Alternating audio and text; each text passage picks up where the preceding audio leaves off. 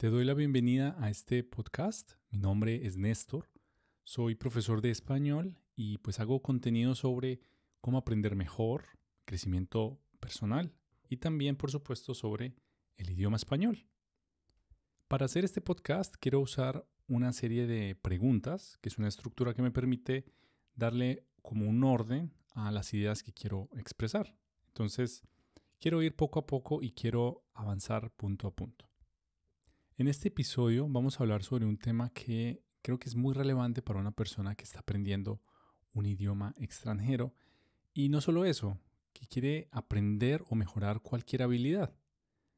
Porque desde el punto de vista de un profesor de lenguas extranjeras, siento que aprender un idioma extranjero tiene mucha comparación con aprender otras habilidades. Entonces, empezamos.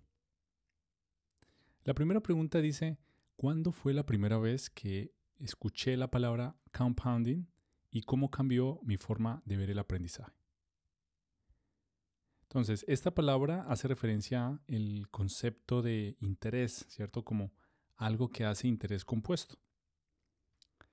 Cuando yo pienso en este concepto, pienso mucho en el tema de finanzas y creo que la primera vez que escuché este concepto fue precisamente en un libro de finanzas. No recuerdo qué libro fue, pero sí recuerdo que entendí que con el tiempo, cuando tú inviertes, se genera un interés, un porcentaje que hace que tu dinero aumente poco a poco. Pero también aprendí que ese concepto se puede aplicar a otras áreas del conocimiento. Y es que cuando tú aprendes algo y le dedicas el tiempo necesario, cualquier cosa que estés aprendiendo puede suceder de esa manera, puede hacer compounding, puede crecer poco a poco. ¿Por qué creo que los hábitos pequeños pueden tener un impacto gigante con el tiempo? Creo que muchas personas tienen en la mente el concepto de una bola de nieve, que creo que es una imagen bastante fácil de tener en la mente, y es que tú tienes una bola de nieve y entonces la empiezas a hacer en la cima de una montaña y la dejas caer, y entonces esa bola de nieve va bajando, bajando, bajando hasta que llega un punto que se hace muy grande y entonces tiene un impacto gigante. Yo creo que eso pasa con los hábitos pequeños y es algo fascinante cuando tú los entiendes, porque cuando alguien decide aprender alguna cosa, por ejemplo, alguien dice, ok, yo quiero aprender a tocar guitarra, por ejemplo. Muchas personas no se dan cuenta de la importancia de empezar, por ejemplo, con 5 minutos todos los días, por lo menos durante un mes, y después ir aumentando el tiempo. Este simplemente es un ejemplo totalmente aleatorio, pero creo que muchas personas no son conscientes de eso, no son conscientes de el potencial que tiene el concepto de los hábitos pequeños y cómo pueden tener un impacto gigante si se es consistente. Otra pregunta dice, ¿qué hábito personal he mantenido durante más tiempo y cómo ha crecido en mi vida? O sea, ¿cómo ha hecho interés compuesto? Creo que uno de esos hábitos que me parecen fascinantes, que quizás las personas no, otra vez siento que como que no son muy conscientes de ese hábito, y es simplemente leer. Simplemente tener como un hábito constante, un hábito casi fanático de leer, porque cuando tú lees se genera un efecto compuesto realmente. Recuerdo la historia de una persona que le gustaba leer muchísimo, era una persona muy exitosa en su campo, una persona que tenía mucho éxito. Y esta persona tenía ese hábito de leer de manera constante, de manera viciosa, por así decirlo. Era un adicto. Y esta persona en cualquier lugar que tenía la posibilidad, en el que tenía la posibilidad, se ponía a leer. Entonces, por ejemplo, si estaba en un bus, leía, si estaba en una estación de bus, leía, si estaba esperando por algún servicio bancario, leía. Entonces tenía ese hábito de leer y lo hacía de manera frecuente, constante. Y yo creo que este hábito de leer realmente hace un interés compuesto, porque cuando tú lees, leer no solamente digamos, absorber conocimiento, ¿no? Es como, cuando yo pienso en la lectura, yo pienso en como un hábito mental en el que tú vas creando pensamiento. Entonces, para mí leer no es un tema de absorber, absorber, absorber, sino es un tema de como de entrar en la vibra del autor que escribió el libro que estás leyendo. Y creo que al final lo más importante es como contagiarse de esa vibra y seguir leyendo. Entonces, cuando tú te das cuenta de eso, cuando tú lo sientes, tú sabes que cada libro es único y te das cuenta que cada autor tiene un estilo particular. Otra pregunta dice, ¿qué rol juega la paciencia en todo esto?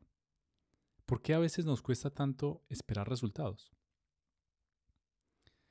El tema de la paciencia para crear hábitos es un tema que no es sexy. O sea, la paciencia no es sexy.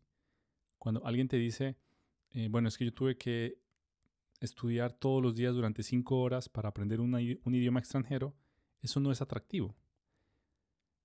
Y la gente solamente ve el resultado, ¿verdad? Cuando una persona ya puede hablar una lengua extranjera con fluidez, cuando puede hacer una presentación para su empresa en otra lengua, cuando se comunica fluidamente sin ningún error. Eso es lo único que vemos normalmente.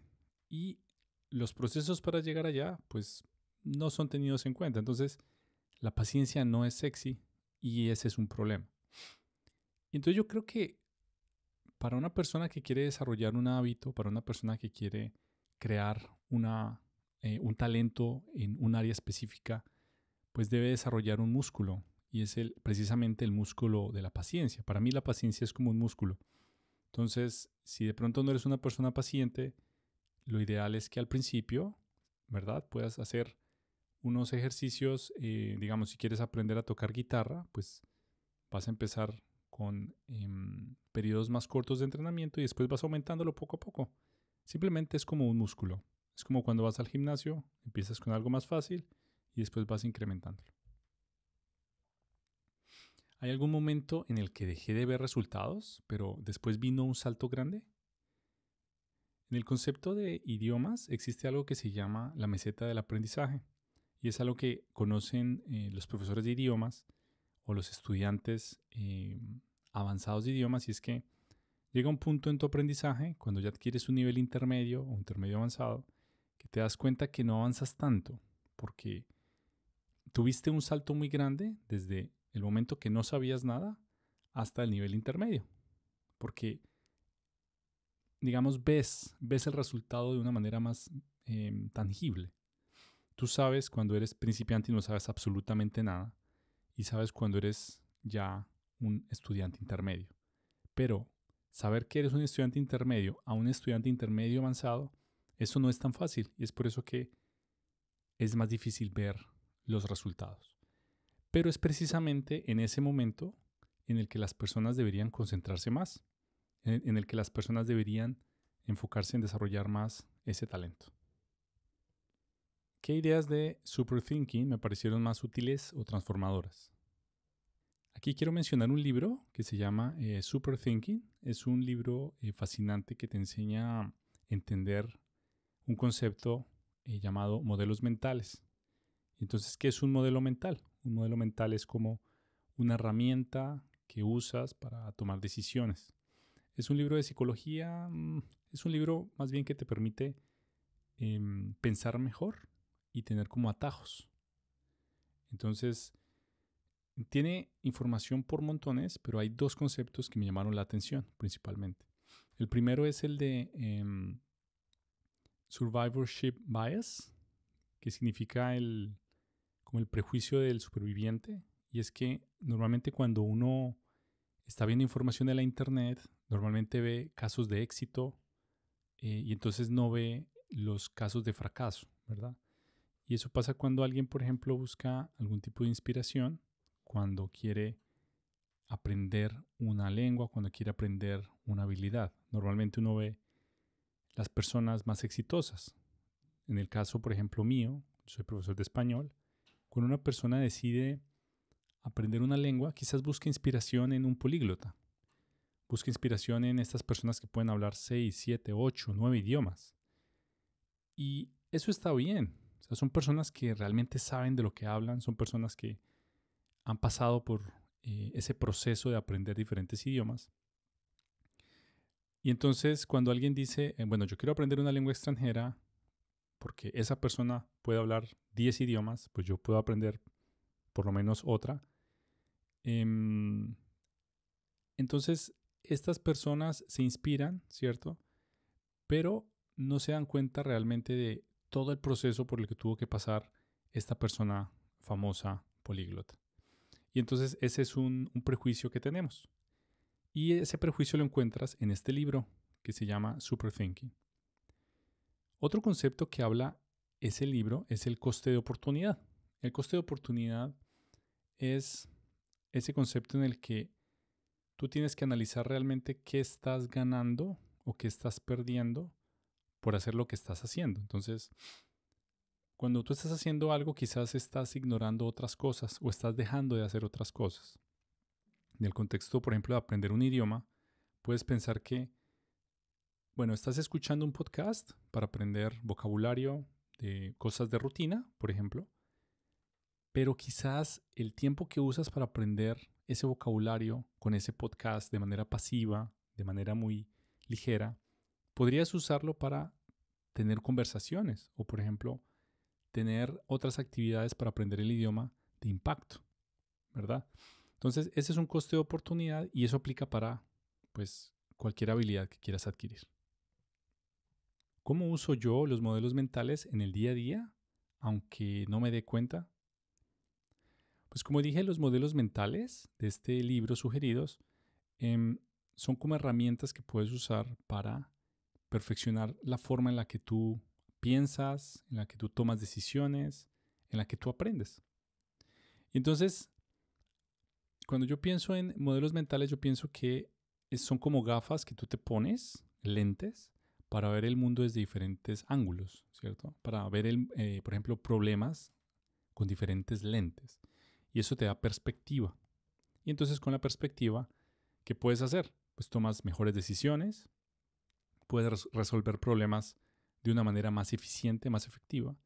Y también evitas estos sesgos mentales, que es como una especie de prejuicio. Y que si no tienes cuidado, pues estos prejuicios pueden ser como muy difíciles de superar. Entonces, para mí un modelo mental es una herramienta que debe usarse de una manera muy inteligente para resolver un problema o para aprender mejor. ¿Cuál es el modelo mental que me gustaría usar más seguido, pero que siempre olvido? Hay un modelo mental que se llama Confirmation Bias y habla de que cuando tú estás aprendiendo algo o cuando tú quieres enterarte de algo, solo buscas lo que confirma tu opinión. Y todos somos víctimas de este prejuicio, todos somos víctimas de este concepto. Entonces, digamos, sin ir tan lejos, podemos hablar un poco del tema de la política. Si tú piensas que un candidato es malo, seguramente vas a buscar más información que verifique eso que tienes en la mente de por qué el candidato es malo. Y no buscas, por ejemplo, información quizás más objetiva de quién es el candidato, cuál es su experiencia, qué pasó con él, etc. Entonces, este quizás es uno de los prejuicios que más olvido cuando estoy en mi día a día. ¿Qué le diría a alguien que quiere mejorar, pero se siente estancado? Pues que empiece a usar los modelos mentales desde hoy. Claro, yo soy profesor de español, enseño el idioma español y yo te puedo hablar desde el punto de vista de alguien que ha trabajado con extranjeros por muchos años y que usan diferentes metodologías para aprender más rápido el español. Los modelos mentales es un tema un poco más general, por supuesto. Digamos, no está directamente relacionado con la gramática o cómo aprender ciertos elementos del español, no. Pero son herramientas más, digamos, más amplias, más generales, que te permiten eso, que te permiten mejorar tus procesos de pensamiento para adquirir conocimiento de una mejor manera. para aprender más rápido. Y entonces, a la larga, este tema de los modelos mentales es un tema de adquirir hábitos para pensar mejor. Si tuviera que explicarle a un niño qué es el efecto compuesto, ¿cómo lo haría? Probablemente pensaría en el proceso de aprender a montar bicicleta, ¿verdad? Porque, claro, otra vez volviendo al tema de el interés compuesto en el concepto de aprender algo, de aprender algo nuevo, por ejemplo, para mejorarte en una habilidad, yo le diría al niño, pues mira, imagina que estás aprendiendo a montar en bicicleta y entonces al principio te caes, te vas a frustrar, pero sabes que cuando te caes, te frustras y avanzas un poquito. Y entonces, aunque sea que avances por 10 minutos, tu cuerpo lo va a recordar y tu cuerpo va a aprender. Y seguramente la primera vez que montas bicicleta no lo vas a recordar. O sea, no vas a sentir que tú aprendiste, sino simplemente te caíste, lloraste, eh, tuviste mucho dolor y ya está. No lo notas. Pero después de muchos intentos, después de 5 o 10 intentos, vas a ver que pasa algo y vas a ver que estás pedaleando sin pensar. Entonces, yo creo que eso es lo que pasa con el concepto del interés compuesto, que con el tiempo te vas haciendo mejor y que esos pequeños pasos a la larga van a ser pasos mucho más grandes. Muy bien, muchas gracias por escucharme, espero que te haya gustado. Si tienes algún comentario, por favor escríbelo debajo, los leo todos. Recuerda, mi nombre es Néstor, soy profesor de español. Me gusta hablar de estos temas relacionados con el aprendizaje, con el pensamiento, con modelos mentales. Entonces, otra vez, cualquier comentario que tengas, me encantaría leerlo allí en la sección de abajo. Si te gustó, no olvides suscribirte, dale un me gusta que me ayuda a expandir esto que quiero enseñar. Hasta la próxima.